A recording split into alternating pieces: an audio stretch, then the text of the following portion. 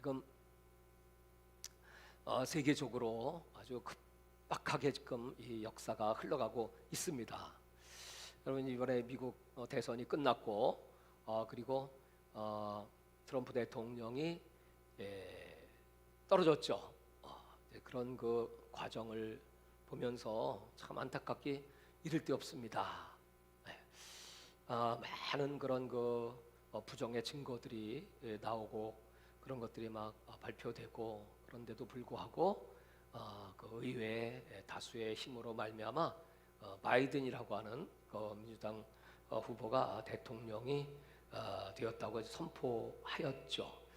우리가 왜 그동안에 트럼프 대통령을 위해서 기도를 했냐 하면 그 이유가 다른 것이 아니고 바이든이 될 경우에 그분이 가지고 있는 그런 영적인 신념 또는 그 국가관 또는 세계관, 어떤 방향으로 운영할 것이냐, 그건 미국 한 나라에 국한하지 않고 세계적인 현상으로, 미국은 세계 최고의 강대국이기 때문에 그 영향력이 대단합니다. 그래서 그 바이든이라고 하는 분이 카멜라 해리스라고 하는 그 부통령 후보와 함께 이번에 당선이 되게 되는데, 그분의 그 정책을 보면 반기독교적, 제일 문제가 그거죠. 그냥 뭐 누가 정치하든 뭐 상관이 있겠습니까? 그런데 미국이란 나라는 기독교 가치관에 의해서 설립된 나라이고, 또 하나님의 축복으로 지금 세계 최고의 그 강국의 자리에 이루고 있습니다. 근데 이제 하나님을 대적하는 정책들, 제일 심한 것이 바로 동성애에 대한 법들입니다.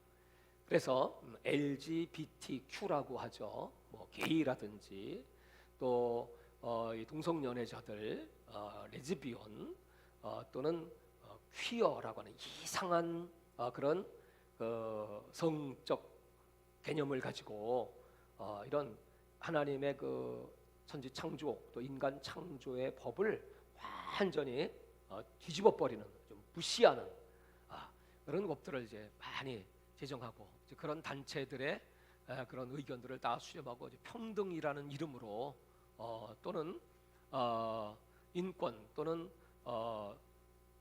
동등한 동등한 보장을 해줘야 된다 하는 이름으로 이제 차별금지법 같은 거, 오바마 대통령 시절에 그것이 얼마나 횡행했습니까?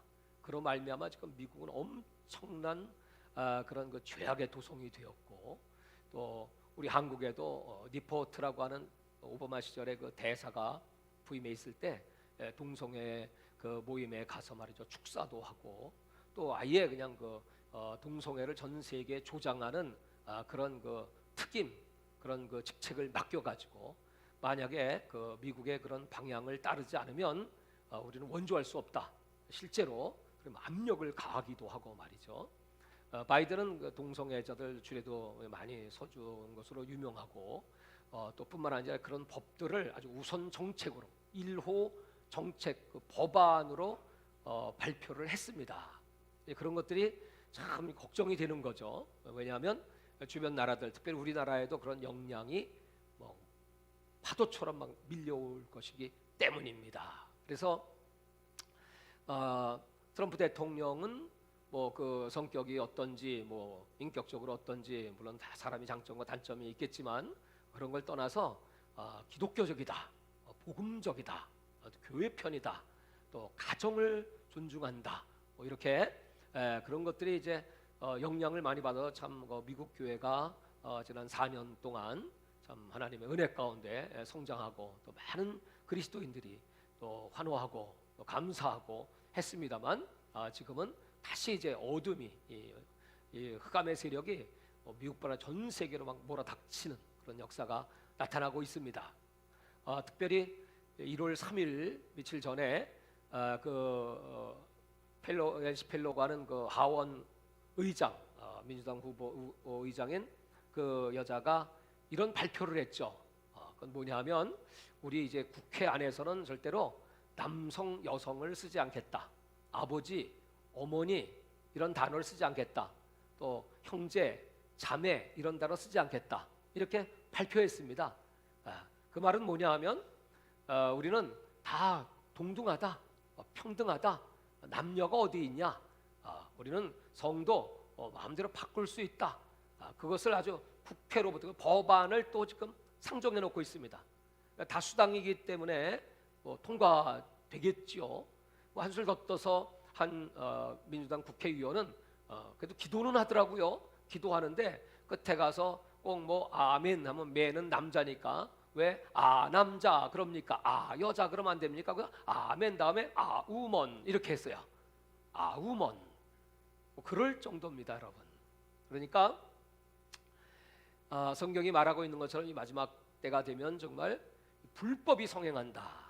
이 불법이 뭐냐 하면 하나님의 그 창조의 법을 대적하는 거죠. 가정을 해체하는 거죠. 그래서 학교 이제 교육도 또 모든 사회 시스템이 다 그렇게 돌아가는 거죠. 결국 하나님 없이 살아보자. 에덴 동산의 아담과 하와가 선악과를 따먹은 것이 바로 하나님 없이 하나님처럼 된다는 말에 물론 속았지만 먹음직, 보암직, 지혜스럽게 할 만큼 탐스러운 그 과실에게 그렇게 당하고 그리고 인류는 이 죄 가운데 빠지게 되어서 결국 이렇게 온 땅은 고통 가운데 땅은 저주받고 또 사람들은 병들고 그리고 사망에 이르게 되는 무서운 결과를 초래했습니다. 마지막 때가 되면 더 그 악의 세력들의 그 역사가 정사, 이게 정치를 가지고 그래서 여러분 지도자, 국가의 원수, 국회의원 이런 사람이 중요하다는 겁니다. 이런 불신앙의 사람들, 불신앙 정도의 하나님을 대적하는 사람들이 세워지면 미국은 망합니다. 미국뿐 아니라 전 세계가 망합니다. 그 이유는 뭐죠? 하나님이 축복을 하시지 않으니까, 하나님이 저주를 내리시니까. 그래서 아마 금년에 전 세계적인 대기근이 오게 될지 모릅니다. 코로나 때문에 지금 경제는 완전히 폭락해 있는 상태이고 그 다음에는 무슨 일이 오겠습니까? 베네수엘라처럼 나중에는 물자가 막 동이 나버리고 다 매점 매석을 해버리고 돈이 있어도 사지 못하고 독일 그 경제 폭망 시절에 있었던 일이 뭐냐면 집 한 채 줄 테니까 빵 하나 줘. 집 한 채와 빵 하나를 바꿔 먹던 그런 시절이 있었습니다. 그것이 이제 가까운 베네수엘라에도 그런 일들이 지금 막 벌어지고 있지 않습니까? 네. 이런 이제 위기의 때가 도래하고 있습니다. 또 이 코로나 바이러스로 말미암아 지금 변종들이 막 횡행하기 시작하죠. 그래서 더 어려움이 가중될 것이고 이제는 고립의 시대, 단절의 시대, 모이기 정말 힘들어집니다. 지금 우리 모습이 지금 이런데 뿐만 아니고 이제 지금 4명까지만 모이라는 거 아니겠습니까? 우리 내가 보고 싶은 우리 아들, 우리 손주들도 그 발표 이후 한 번도 집에 못 왔어요. 같이 밥도 못 먹어요. 이런 비극의 시대에 지금 우리가 처하고 있지 않습니까? 그럼에도 불구하고 지금 우리 그리스도인들이 무감각하다. 이거 교회에서는 정치 얘기하면 안 되지. 그러시는 분 많아요. 근데 이건 정치 얘기 그런 얘기가 아니고 이건 우리 생존입니다. 생존. 지도자가 누구냐에 따라서 어떤 정책을 피느냐에 따라서 기독교적이냐 성경적이냐 또는 반기독교적이냐에 따라서 우리 자녀들 그 장래가 그대로 다 결정이 되는 겁니다. 우리 아이들이 어떤 공부를 하고 있습니까? 지금 교과서는 전부 진화론이지 않습니까? 지금 창조론 누가 가르치나요? 여러분 묻겠어요. 진화가 진리입니까? 창조가 진리입니까? 창조, 하나님의 그 창조. 물론 우리 기독교인들만 믿지만 그래서 세상의 사람들도 복음을 알려면 동일하게 성경 교육도 가르치고 물론 선택은 본인이 하는 것이지만 그러나 이제 그런 기회는 다 제거됐습니다. 그런 거 가르치지 않습니다. 그 정도뿐만이 아니고 이제 역사 왜곡도 얼마나 심한지 모릅니다. 그래서 지금 이 세상은 악의 세력들이 완전히 이 땅을 덮어서 한 치 앞을 내다볼 수 없는 그런 절망과 좌절의 자리. 제가 오늘 이렇게 시작을 한 것은 오늘 이 누가복음 5장의 말씀을 의지해서 베드로가 누굽니까? 예수님의 수제자입니다. 그 베드로가 처음부터 그런 믿음의 사람이 아니었죠. 우리가 성공이라고 말할 때 이 성공은 항상 잘 됐다, 죽을 병을 고쳤다, 망하는 자가 성공했다. 바로 이 성공을 우리는 기적이라고 말하죠. 그런데 거꾸로 잘 되던 사업이 폭삭망했다, 또는 멀쩡하던 사람이 갑자기 병이 들어서 병원 가보니까 암이라더라, 그래갖고 한 달밖에 못 산다더라, 이런 걸 여러분 기적이라고 얘기합니까? 그건 기적이라고 말하지 않고 재앙이라고 말합니다. 사람은 다 성공 이꼬로 기적, 재앙 이꼬로 실패, 이것이 우리가 생각하고 있는 공식이죠. 근데 오늘 이 생각의 공식을 바꾸는 사건이 있었어요. 이것이 바로 오늘 베드로가 예수님을 만나는 사건입니다. 여러분, 베드로가 누굽니까? 그 게네사렛 호숫가에서 고기를 잡는 어부로 잔뼈가 굵은 고기 잡는 베테랑입니다. 선수입니다. 생업입니다. 물때 또 고기때 몇 시에 어디에 금을 던지면 뭐 백발백중입니다. 그랬던 베드로가 이게 웬일입니까? 밤이 새도록 수고를 하였지만 단 한 마리의 고기도 잡지 못하고, 아니 이런 적이 없었는데, 아니 세상에 어떻게 이렇게 실패할 수 있을까? 이렇게 빈 배, 빈 그물로 돌아올 수 있을까? 그 새벽에 이 베드로는 마음이 착잡한 상태에서 있는데, 아니 그 아침에 예수님이 베드로를 찾아오신 겁니다. 베드로는 예수님과 초면이 아니었습니다. 누가복음 5장은 세 번째 만남의 시간입니다. 그 첫 번째 만남은 요한복음 1장에 기록되어 있습니다.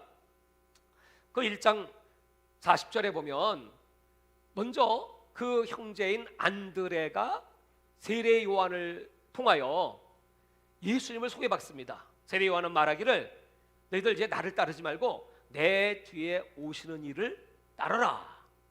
그래서 예수를 만나게 되고, 그 예수님의 말씀을 듣고 이 안드레가 이분이야말로 메시아가 아니신가 하고 자기 형제인 베드로를 데리고 갑니다. 그래서 예수님을 만나게 됩니다. 예수는 베드로를 보시면서 이렇게 말씀하셨죠. 너는 이제부터 반석, 너는 이제부터 개발하고 내가 부를 거야, 이렇게 얘기를 해줬습니다. 아니, 처음 만나서 뭐 개발하고 하니까 얼마나 여러분 놀라운 일입니까?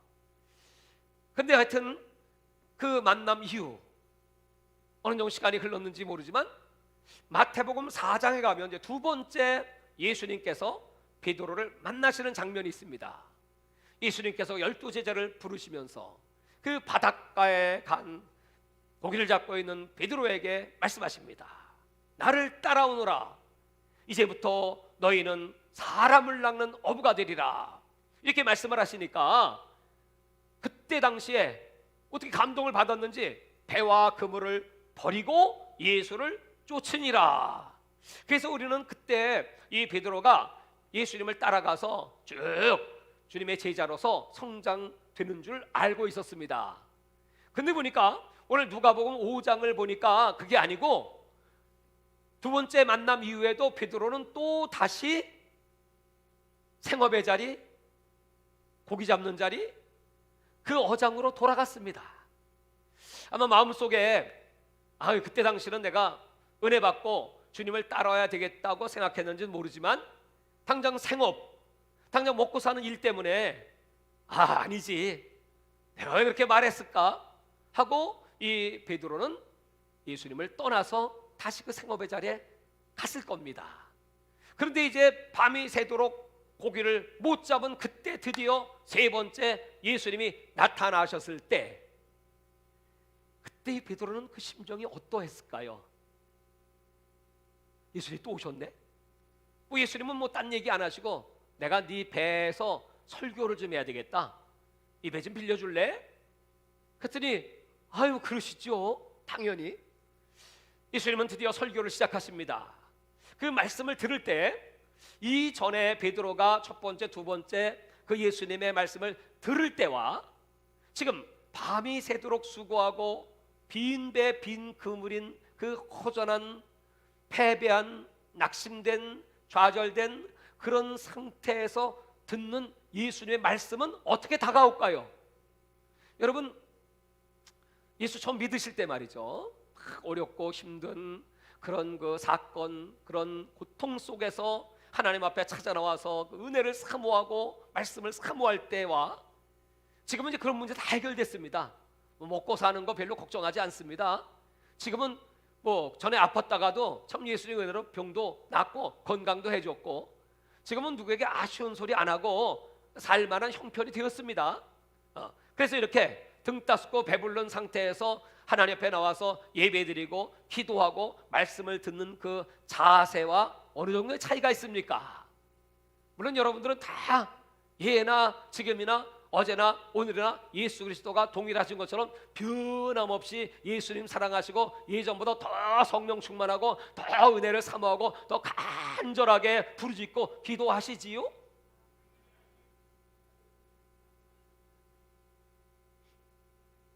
오늘 틀림없이 베드로는 전에 들었던 예수님의 설교와는 다를 거예요. 그래서 그냥 간절하게, 맞아, 내가 고기 잡는 도사인데 이렇게 실수할 수도 있고 실패할 수도 있고, 이렇게 허탈에 빠질 수 있네. 내가 듣던 대로 그 예수님, 그는 누구신가? 정말 더 간절하게, 내가 그때 예수님을 피하고 도망쳐가지고 이거 안 된 거 아닐까? 특별히 여러분, 오늘 이 사건은 그냥 우연한 일이 아니고 분명히 하나님의 어떤 계획과 섭리 속에 하나님께서 그 무대를 다 준비하셨다는 사실.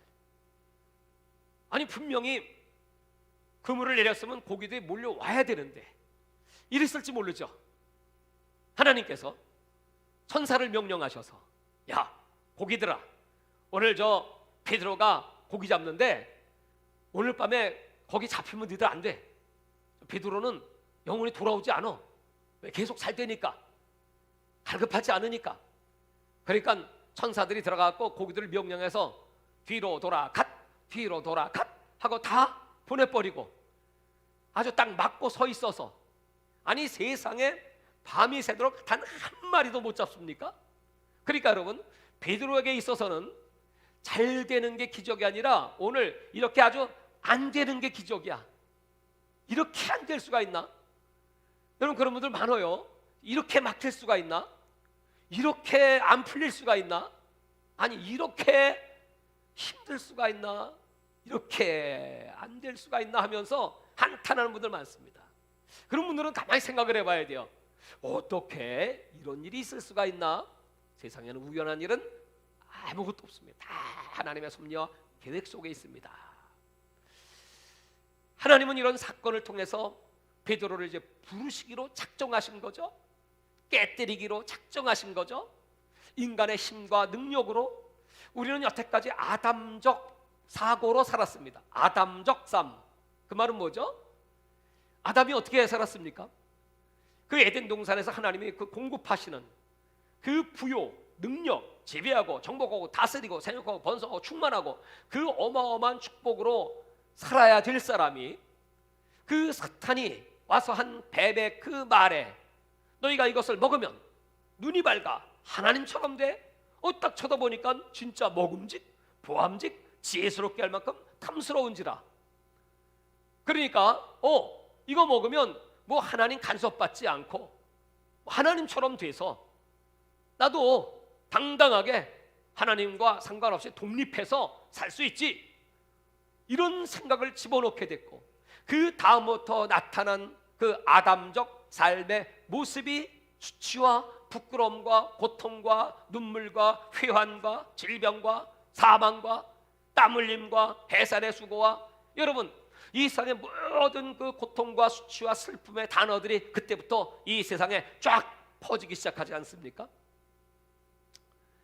그래서 하나님은 우리가 잘 돼서 풍요해서 주시는 은혜보다 어렵고 힘들므로 말미암아, 창세기부터 다시 제가 강해를 이제 시작했습니다. 사실 오늘 출애굽기를 할 작정이었지만 지금 우리 현실 돌아가는 것에 좀 조명을 해보고 싶다 해서 제가 오늘 본문을 누가복음으로 선택했고, 그 창세기를 보면서 레위기를 보면서 신명기를 보면서 내 마음에 와닿는 것이 있습니다. 그것이 뭐냐 하면, 우리가 성경의 중심을 어떤 책으로 잡을 것인가, 뭐 학자들마다 견해가 다르지만 다 중요한 말씀, 다 복음의 말씀이지만 제가 레위기를 하면서 이 레위기야말로 성경의 가장 핵심적인 책이다 하는 걸 제가 발견하게 되었습니다. 그 책이 모세가 지은 첫 번째 책이기 때문에 그렇습니다. 창세기가 첫 번째가 아니고요, 출애굽기가 첫 번째가 아니고요. 그 레위기에서 그럼 제일 강조하는 메시지가 뭐냐 했더니 거룩이다. 레위기 19장 1절에 하나님이 거룩하시니 너희도 거룩하기를 원하노라. 그 거룩의 방법을 레위기는 두 가지로, 제사와 절기라는 방법으로. 그래서 그 민족적 거룩을 하나님이 요구하셨습니다. 그리고 나서 하나님이 이제 두 번째로 개인적 거룩, 그것이 바로 창세기였습니다. 그 창세기를 두 구조로 4대 사건과 4대 인물이라고 했는데, 그 두 구조를 통해서 하나님께서 원하시는 그 거룩의 기원이 뭔가, 어떻게 거룩이 시작됐는가, 그것은 언약을 통해서였습니다. 그러니까 창세기에서 우리가 꼭 기억해야 될 단어는 언약. 약속의 사람 아브라함을 통하여 언약하셨고, 그 언약이 어떻게 이루어지는가, 하나님이 약속의 하나님이시다 하는 것입니다. 출애굽기로 넘어가면 출애굽기의 중심 주제는 셋입니다. 첫 번째는 탈출, 엑소더스입니다. 저 430년 종되었던 그 애굽으로부터 10가지 재앙을 보면서 탈출하는 사건. 탈출의 목적은 자유입니다. 노예에서 자유자로. 그 자유는 무엇으로 옵니까? 두 번째 출애굽기의 주제는 말씀입니다. 십계명입니다. 왜냐하면 너희가 진리를 알지니 진리가 너희를 자유케 하리라. 이스라엘 백성들이 그 홍해를 건너 나왔어도 참 자유는 하나님 말씀 속에 있을 때, 말씀을 지켜갈 때 자유가 있는 것이지, 그 말씀을 떠나면 다시 죄의 종이 되고 또 억박당하게 되고, 그리고 광야에서 죽습니다. 그래서 하나님은 철저하게 말씀을 교육하였습니다. 그리고 그 말씀과 함께 그 죄사함의 방법, 다시 말해서 은혜 받는 방법으로 출애굽기의 세 번째 주제는 성막입니다. 성막을 통해서 그 제사법, 어떻게 하나님께 죄사함을 받는가를 가르쳐 주셨습니다.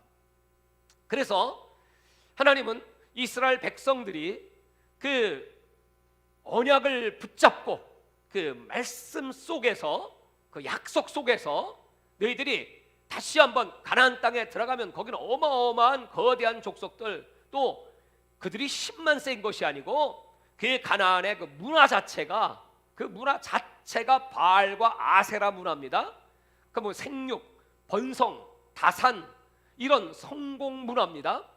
그러기 위해서는 그들은 얼마나 음란했는지, 그 성공 또는 생육의 방법이 뭐냐면 그 제사장들, 바알 제사장들과 함께 그 처녀들이 들어가서 몸을 바쳐요.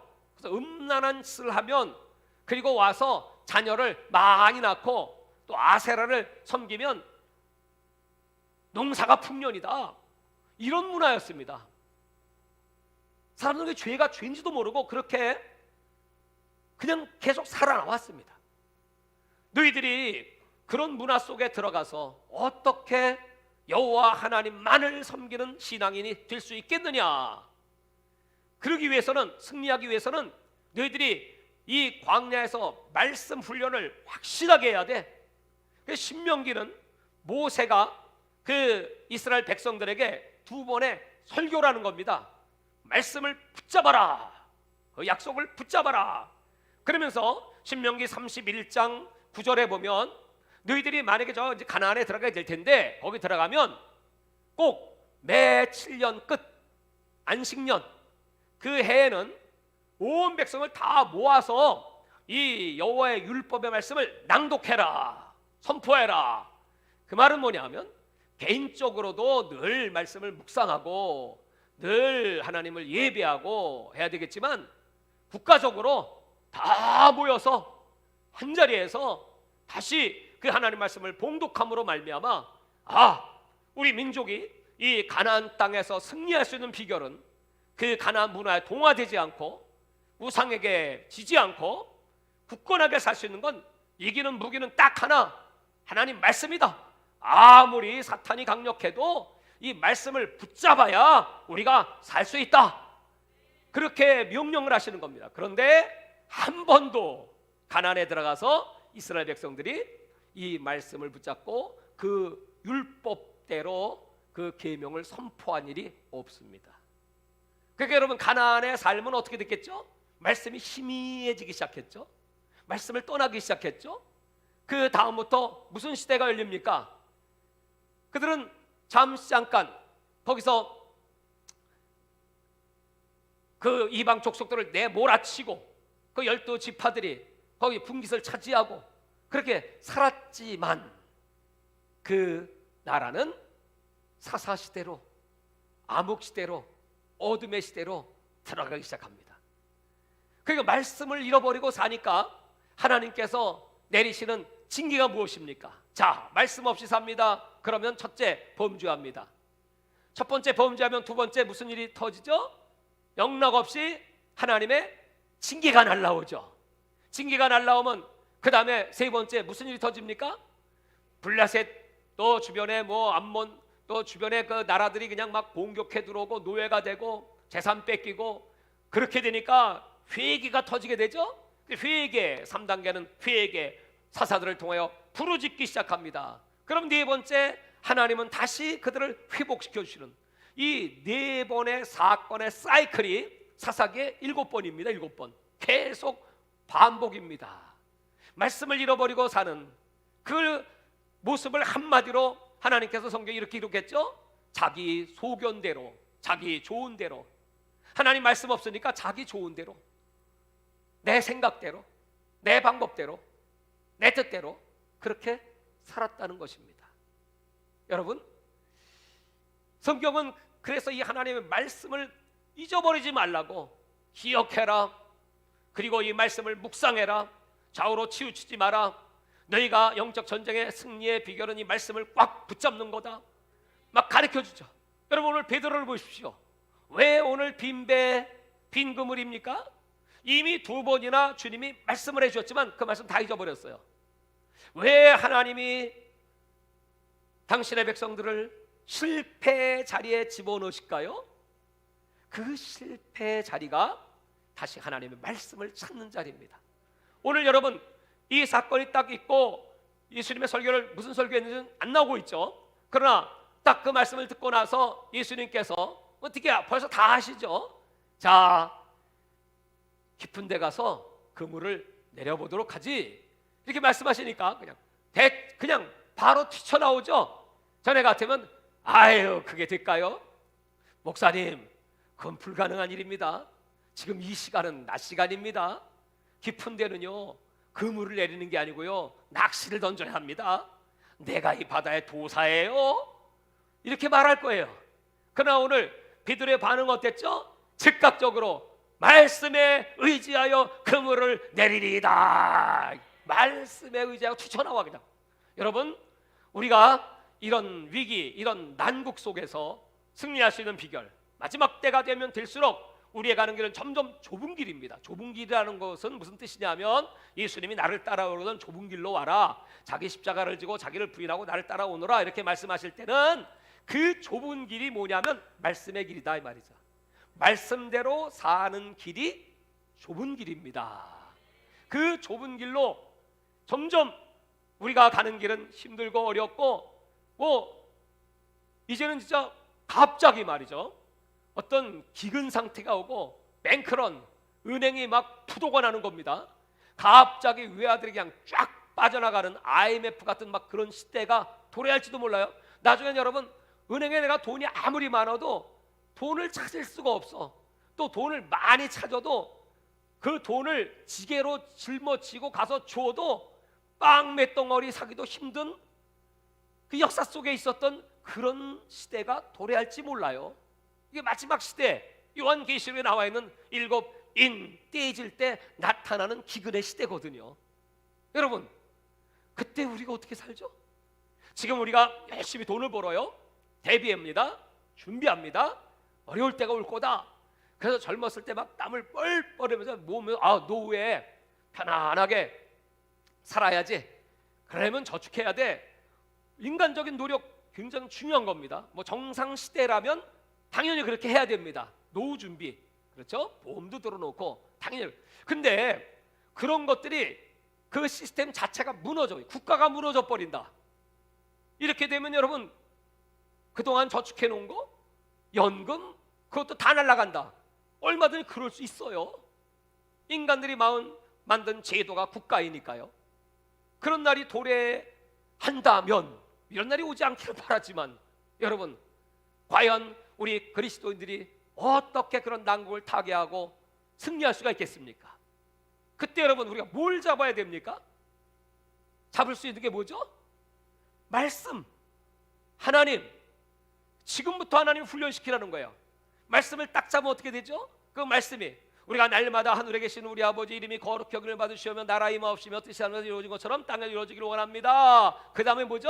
오늘날 우리에게 일용할 양식을 주옵시고. 정말 그 기도가, 우리가 형식적으로 하는 일용할 양식을 주세요, 지금 일용할 양식 걱정하는 사람이 누가 있어요? 근데 진짜 한 끼의 양식이 간절한 배를 굶고, 아니 구약 성경에는 오죽하면 여러분 자식 잡아먹었겠어요. 적군들이 성을 다 포위해버리니까 오늘은 네 자식 잡아먹고 내일은 내 자식 잡아먹고. 근데 그 다음날 안 주니까 백성들이 싸워. 너 왜 약속 안 지켜? 네 자식 내놔야지, 삶아 먹어야지. 여러분, 왕이 그 모습을 보면서 통곡을 합니다. 이게 역사 속에 있었던 사건입니다. 이런 일이 온다면 오늘날 우리에게 일용할 양식을 주옵시고, 이 한마디의 기도는 우리의 생명입니다. 우리가 흔히 하던 기도와 차원이 다른 기도입니다. 이스라엘 백성들에게 하나님은 하늘의 만나를 그렇게 하늘에 내려주셨어요. 새벽마다. 그 하나님이 살아계시다, 그 하나님만을 의지하게 만드신다, 참된 신앙의 도가 무엇인지를 하나님은 알기를 원하신다. 그래서 여러분, 지금부터 그런 훈련을 딱 하고 말씀으로 무장하고, 어떠한 위기가 온다고 할지라도 나의 주, 나의 하나님이 살아 계시는 한 우리는 일용할 양식 걱정하지 않습니다. 우리는 무엇 먹고 마시고 할까 염려하지 않습니다. 독일에 하인리 베일이라고 하는 노벨상을 수상한 작가가 있습니다. 이분이 쓴 소설 가운데 젊은 날의 빵이라고 하는 소설이 있습니다. 여기 보면 이런 얘기가 나와요. 유럽 사람들의 그 소망, 희망이 뭔지 아십니까? 1년 열심히 일합니다. 땀 흘리고 일합니다. 돈 법니다. 그 이유는 딱 하나입니다. 여름철에, 휴가철에, 거기는 휴가 기간이 기니까요. 이제 그 돈 가지고 저 지중해든지 뭐 스페인이든 이태리든지 아주 날씨도 좋고 따뜻하고 그런 이제 바닷가에 가서 수영하고 거기서 이제 쉬고, 그게 꿈입니다. 그 유럽 사람들은 다 그 목표를 갖고 살아요. 버케이션을 위해서. 그래서 한 사람이 열심히 1년 동안 돈을 벌어 가지고 휴양지에 갔습니다. 야, 좋다. 그 망망한 대해를 바라보고 그 좋은 기후 속에서 수영도 치고 낮잠도 자고 그 야자수 아래서 그러다가 이렇게 보니까 어떤 분이 모자를 눌러 쓰고 배에서 고기를 잡고 있어요. 그 마침 그 배가 이제 들어와서 심심해서 가서 봤습니다. 가봤더니 그 시간은 아주 이른 시간인데 그 아침 이른 시간에 고기를 얼마나 많이 잡았는지 그 배에 가득해요. 선생님 고기를 많이 잡으셨네요. 그랬더니 네. 그럼 이제 오늘은 그만 잡으십니까? 더 나가서 잡으셔야 되지 않습니까? 오늘은 이제 그만 잡으려고요.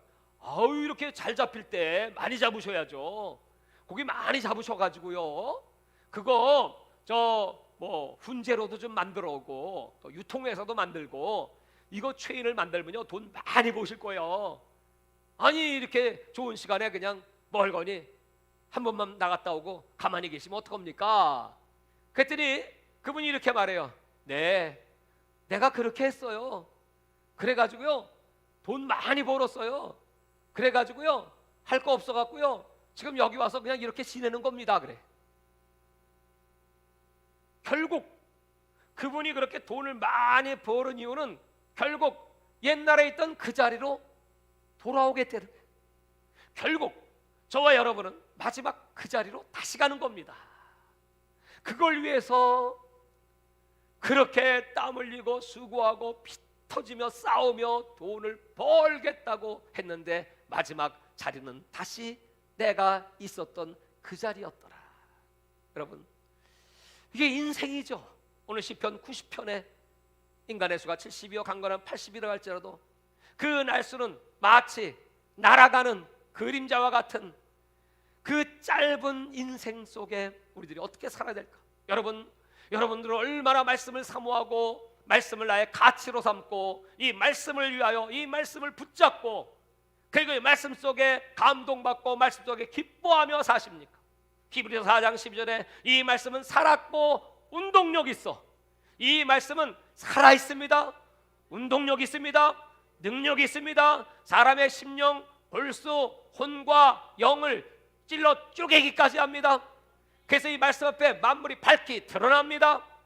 그래서 우리는 그 말씀을 잡으면 오늘 베드로가 말씀에 의지하여 말씀에 의지하니까 나가서 인간의 생각 속에 있지 않고 그 하나님의 놀라운 기적 속에 하나님이 2배 가득 채우게 되었거늘 그 동물을 불러서 함께 나누면서 여러분 이 베드로의 반응은 무엇입니까? 나를 떠나소서. 고기 많이 잡아 축복받아서 찬송합니다. 기뻐합니다. 간증합니다. 그거 아니고요. 나를 떠나소서. 나는 주님을 도망갔던 죄인입니다. 그 뜻이거든요. 주님을 도망갔던 죄인이 이제 다시 이 말씀의 능력 앞에 살아계신 메시아 구세주가 내 앞에 서 계시니 내 죄가 보입니다. 내 연약함이 보입니다. 나를 떠나서 나는 감당할 수 없습니다. 드디어 이 사건 이후로 베드로는 예수님의 수제자로서 이 사건이 그를 반석 위에 세우는 역사로 나타납니다. 사랑하는 여러분, 오늘 우리는 이 하나님 앞에 서 있습니다. 앞으로 되어질 이 세상의 역사들, 힘들고 어려운 시절이 온다고 성경은 예언되어 있고 그 말은 다시 말해서 말씀 아니면 살 수 없다. 말씀을 떠나면 반드시 배반할 수밖에 없고요. 반드시 이 세상으로 떨어질 수밖에 없고요. 마지막 때가 되면 결국 사탄이 주는 표를 받고 살 수밖에 없고요. 그래서 마지막 지옥불에 빠질 수밖에 없는 이런 처참한 인생이 되는 겁니다. 그래서 은과 금은 없어도 오늘 우리에게는 나사렛 예수 이름이 있습니다. 그리고 우리에게는 그 하나님의 은혜, 창세전에 하나님이 선택하셨고 2000년 전 예수님 십자가에서 우리를 구속하셨고 지금 이 시간 이 자리에 성령이 우리에게 인을 쳐서 우리를 하나님의 자녀로 증거하고 계시고 주님은 우리를 보증하고 계십니다. 우리는 주님의 소유입니다. 하나님은 나의 아버지입니다. 예수님은 나의 신랑이 되십니다. 마지막 날 우리 주님이 저와 여러분의 이름을 불러 주실 것입니다. 이것은 하나님의 언약, 약속입니다. 그 약속을 모세가 붙잡으라고 말하고 그리고 그 신명기 모압 평지에서 이스라엘 백성들을 모아놓고 마지막 설교를 하면서 너희가 들어갈 땅, 우리가 들어갈 천국, 마지막 우리 주님이 예배에서 새하늘과 새 땅에 들어가기 위해서 마지막 전쟁이 거대한 네피림과의 전쟁, 바로 바벨론의 세력들, 적 그리스도의 영들의 세력과 전쟁을 할 텐데, 그 마지막 전쟁의 승리 오직 주의 말씀으로, 주의 성령으로, 예수의 보혈로 충만함을 받을지어다. 할렐루야. 그래서 여러분 승리자 되시기를 주의 이름으로 축원합니다. 하나님 아버지, 우리는 죄악이 관영한 마지막 때를 살아가고 있습니다. 정말 하나님의 은혜 없이는 살 수 없는 때, 악한 자들, 거짓 선지자들은 세상 평화를 말하고 잘 될 거다, 아무 일 없을 거다, 이렇게 얘기하며 이스라엘 백성들을 속여왔습니다. 그러나 구약에 하나님의 종들은 끊임없이 그들에게 회개를 촉구하며 내게로 돌아와라, 말씀 속으로 돌아와라, 다시 하나님의 은혜 속에 돌아와서 내가 너에게 주는 그 평화, 내가 너에게 주기를 원하는 그 천국, 약속의 땅 가나안을 주겠노라 말씀하셨습니다. 이사야 55장에 우리의 생각보다 하나님의 생각은 높습니다. 땅보다 하늘이 높은 같이 그 높으신 하나님의 계획 속에 하나님은 우리들을 낮추고 시험하시고, 지금 내게 당하고 있는 이 어려운 시련들, 바로 기적은 실패 속에 있다고 말씀했습니다. 풍요해지고 성공이 도래하면 그것은 육신적인 기적이 될 줄 모르겠지만 영적인 기적은 도달할 수가 없어. 오늘 하나님 베드로를 이 아침에 찾아오셨듯이 2021년 오늘 둘째 주일 주님이 우리들을 찾아오셨고 우리들에게 말씀하시고 깊은데 그물을 내려봐라. 네가 내 말씀에 의지하겠느냐? 이 말씀이 하나님이신 것을 믿느냐? 다시 하나님 오늘 우리의 믿음을 새롭게 하여 주시옵시고, 주님 오시는 그날까지 우리 주와 동행하는 능력 있는 삶을 살게 하여 주시옵소서. 진리를 알지니 진리가 너희를 자유케 하리라. 예수 안에 그 자유의 능력이 임하게 하여 주시옵소서. 하나님의 영이 임하신 곳에 자유가 있느니라. 오늘 하나님 아버지, 우리 사랑하는 성도들 위축되지 말고 이런 때일수록 더 강하고 담대하게 하나님의 나라와 복음을 위하여 전진하게 하여 주시옵소서. 주여 삼차하고 통성으로 기도합니다. 주여, 주여, 주여.